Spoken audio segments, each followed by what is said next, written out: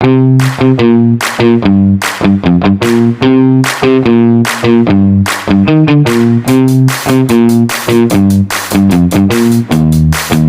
kita akan bahas tuntas soal kebijakan fiskal, dan kita akan lihat spesifik dari kacamata Indonesia. Percaya deh, ini kunci buat ngertiin banyak banget keputusan besar yang ngaruh ke kita semua. Jadi, apa sih sebenarnya kebijakan fiskal itu? Mungkin kita sering banget ya dengar istilah ini di berita, apalagi pas pemerintah lagi heboh ngumumin APBN. Yuk kita kupas bareng-bareng biar kita semua paham. Gampangnya gini, kebijakan fiskal adalah cara pemerintah mainin dua senjata utamanya, duit yang dibelanjain dan duit yang ditarik lewat pajak. Tujuannya buat ngarahin ekonomi ke tujuan-tujuan tertentu. Ini bukan kebijakan yang pasif loh, tapi aktif banget. Tentunya, pemerintah nggak asal-asalan. Ada 4 target utama di baliknya. Pertama, biar ekonomi kita tumbuh terus tapi tetap stabil. Kedua, biar lapangan kerja makin banyak. Ketiga, buat ngerem harga-harga biar nggak naik gila-gilaan. Dan yang terakhir, biar kekayaan negara bisa dinikmati lebih banyak orang, nggak cuma segelintir aja. Nah, nyimbangin 4 hal ini, itu dia seninya. Buat mencapai semua tujuan tadi, pemerintah itu megang 2 tuas kendali utama. Yuk kita lihat satu persatu cara kerjanya. Bedanya tuh jelas banget. Belanja pemerintah itu ibaratnya kita nyuntikin duit seger ke ekonomi. Lewat proyek, lewat gaji PNS, macam-macam. Di sisi lain, pajak itu kebalikannya. Pemerintah narik duit dari kantong kita dan perusahaan. Nah, banyaknya duit yang ditarik ini yang nantinya ngaruh ke seberapa banyak kita bisa belanja. Oke, kita fokus dulu ke tuas yang pertama ya, belanja pemerintah. Anggap aja ini pedal gasnya ekonomi. Begitu pemerintah belanja, duit langsung ngalir kemana-mana. Dan uang ini bukan cuma angka loh. Uang ini jadi jalan tol mulus yang kita lewatin, jadi sekolah gratis, jadi rumah sakit, jadi bantuan sosial buat tetangga kita, sampai buat ngejaga keamanan negara kita. Semuanya itu asalnya dari sini. Sekarang kita pindah ke tuas kedua, perpajakan. Kalau tadi belanja itu pedal gas, nah pajak ini ibaratnya bensinnya. Tanpa pajak, pemerintah nggak punya duit buat ngegas. Ini sumber pendapatan utama negara. Duitnya datang dari mana? Ya dari kita-kita juga. Dari potongan pajak di gaji kita, dari keuntungan perusahaan, dari PPN pas kita jajan kopi atau belanja bulanan, sampai pajak rumah yang kita tempatin. Semua itu ngumpul jadi satu. Nah, yang seru itu gimana cara pemerintah mainin 2 tuas ini. Pas ekonomi lagi lesu, banyak pengangguran, pemerintah bisa ngegaspol. Caranya, banyakin belanja atau potong pajak, biar orang-orang punya duit lebih buat belanja. Ini namanya kebijakan ekspansif. Sebaliknya, kalau ekonomi lagi palas banget, harga-harga pada naik nggak karuan, pemerintah bisa ngerem. Caranya, kurangin belanja atau naikin pajak, biar peredaran uang nggak terlalu kenceng. Ini namanya kebijakan kontraktif. Oke, cukup teorinya. Sekarang kita lihat gimana sih semua ini diterapin secara nyata di Indonesia. Kalau kita intip alokasi APBN kita, langsung kelihatan deh prioritas pemerintah itu kemana. Kelihatan kan? Porsi buat infrastruktur itu gede banget. Disusul sama pendidikan dan perlindungan sosial. Tiap batang di grafik ini tuh nunjukin pilihan strategis yang bakal ngebentuk Indonesia di masa depan. Biar kebayang gedenya, anggaran buat infrastruktur aja itu bisa lebih dari 400 triliun rupiah. Itu nolnya banyak banget kan? Angka sebesar ini nunjukin betapa seriusnya pemerintah mau bangun konektivitas dan pondasi ekonomi kita. Nah, kutipan dari Kementerian Keuangan ini pas banget. Jadi ini bukan soal buang-buang duit, tapi soal nanam modal buat masa depan. Setiap rupiah yang dikeluarin itu harapannya bisa balik lagi dalam bentuk ekonomi yang lebih kuat. Oke. Assalamualaikum warahmatullahi wabarakatuh. Pada video kali ini, saya akan menganalisis faktor-faktor yang mempengaruhi efisiensi kebijakan moneter dan stabilitas ekonomi di 10 negara, termasuk Indonesia. Efisiensi kebijakan moneter dianalisis melalui variabilitas inflasi, sedangkan stabilitas ekonomi dianalisis melalui variabilitas output atau GDP growth, yang mana data-data tersebut diambil dari World Bank Data. Nilai varians digunakan untuk melihat seberapa besar fluktuasi yang terjadi, yang kemudian dikaitkan dengan faktor struktural dan kebijakan di masing-masing negara.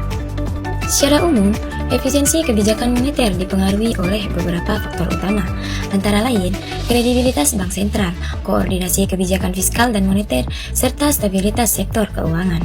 Negara dengan inflasi yang variabilitasnya rendah cenderung memiliki mekanisme transmisi kebijakan yang berjalan lebih efektif, sehingga tekanan harga dapat dikendalikan secara konsisten. Perbedaan tingkat variabilitas inflasi antar negara juga mencerminkan perbedaan kapasitas institusional bank sentral, termasuk dalam hal komunikasi kebijakan, pengendalian ekspektasi inflasi, serta respon terhadap tekanan harga global. Berdasarkan data, India memiliki varians inflasi terendah sebesar 0,697, diikuti oleh China sebesar 0,997 dan Indonesia sebesar 1,337. Rendahnya variabilitas inflasi ini menunjukkan bahwa kebijakan moneter di negara-negara tersebut relatif efisien. Kondisi ini dipengaruhi oleh kerangka kebijakan moneter yang jelas, penggunaan instrumen suku bunga secara aktif, serta kemampuan otoritas moneter dalam merespon tekanan inflasi, baik dari sisi permintaan maupun penawaran. Rendahnya variabilitas inflasi di negara-negara tersebut juga menunjukkan bahwa kebijakan moneter mampu bekerja secara preventif, bukan hanya reaktif. Artinya, otoritas moneter tidak hanya menurunkan inflasi saat tinggi, tetapi juga menjaga agar inflasi tidak berfluktuasi tajam dari waktu ke waktu. Sementara itu, Brunei Darussalam memiliki varians inflasi 2,518 dan Filipina sebesar 2,443 yang menunjukkan inflasi relatif terkendali namun masih dipengaruhi oleh faktor eksternal. Negara seperti Bangladesh 5,348, Singapura 5,815, dan Kanada 5,023 menunjukkan variabilitas inflasi yang lebih tinggi. Kondisi ini dipengaruhi oleh ketergantungan impor, fluktuasi harga komoditas global, serta dinamika nilai tukar. Adapun Papua Nugini 3,925 dan Thailand 15,928 menghadapi tantangan inflasi yang lebih besar akibat struktur ekonomi dan sensitivitas terhadap guncangan eksternal. Stabilitas ekonomi dianalisis melalui variabilitas output atau GDP growth. Faktor utama yang mempengaruhi stabilitas output meliputi diversifikasi ekonomi, ketahanan sektor real, dan kemampuan pemerintah dalam menjaga kesinambungan pertumbuhan. Negara dengan struktur ekonomi yang lebih stabil cenderung memiliki fluktuasi output yang lebih rendah. Variabilitas output menjadi penting karena pertumbuhan ekonomi yang tinggi sekalipun tidak selalu mencerminkan stabilitas apabila disertai dengan fluktuasi tajam antar periode. Oleh karena itu, analisis ini menekankan stabilitas pertumbuhan sebagai indikator kesehatan ekonomi jangka menengah. Berdasarkan hasil perhitungan, Bangladesh memiliki varians GDP growth terendah sebesar 2,63185, diikuti oleh Brunei Darussalam 5,54417 dan Cina 5,85478. Rendahnya variabilitas output di negara-negara tersebut mencerminkan pertumbuhan ekonomi yang relatif konsisten, yang dipengaruhi oleh stabilitas sektor utama dan kebijakan pembangunan jangka menengah yang terarah. Indonesia sendiri memiliki varians GDP growth sebesar 9,71452 yang menunjukkan stabilitas ekonomi berada pada tingkat menengah. Fluktuasi ini dipengaruhi oleh perubahan kondisi global, pergerakan investasi, serta dinamika konsumsi domestik. Meskipun secara umum, pertumbuhan ekonomi Indonesia masih relatif terjaga. Posisi Indonesia yang berada pada tingkat variabilitas menengah menunjukkan bahwa stabilitas ekonomi masih memerlukan penguatan koordinasi kebijakan, khususnya dalam menjaga kesinambungan pertumbuhan di tengah dinamika ekonomi global. Negara seperti Papua Nugini 13,26713, Thailand 13,69243, dan Kanada 17,38473 menunjukkan variabilitas output yang cukup tinggi. Hal ini mencerminkan adanya kerentanan terhadap harga komoditas, siklus ekonomi global, dan ketergantungan terhadap sektor tertentu dalam perekonomian.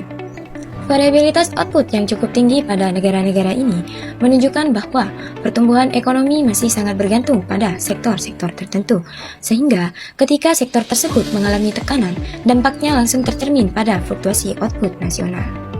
Variabilitas output tertinggi terdapat pada India sebesar 40,868807 dan Filipina sebesar 49,58918. Tingginya fluktuasi ini menunjukkan bahwa meskipun terdapat pertumbuhan ekonomi yang tinggi pada periode tertentu, konsistensinya masih rendah. Kondisi ini dipengaruhi oleh ketimpangan struktural, sensitivitas terhadap arus modal, serta dinamika sektor real yang belum sepenuhnya stabil. Tingginya variabilitas output pada negara-negara dengan varians terbesar mengindikasikan bahwa pertumbuhan belum sepenuhnya inklusif dan berkelanjutan, sehingga stabilitas ekonomi jangka panjang masih menjadi tantangan utama.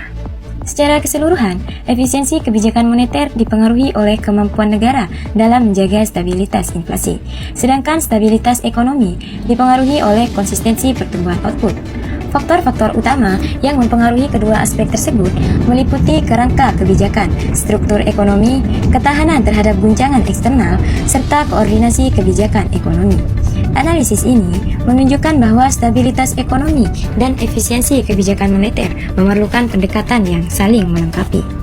Dengan melihat faktor-faktor tersebut, dapat disimpulkan bahwa stabilitas ekonomi dan efisiensi kebijakan moneter tidak hanya ditentukan oleh hasil akhir, tetapi juga oleh kemampuan negara dalam mengelola fluktuasi ekonomi secara berkelanjutan.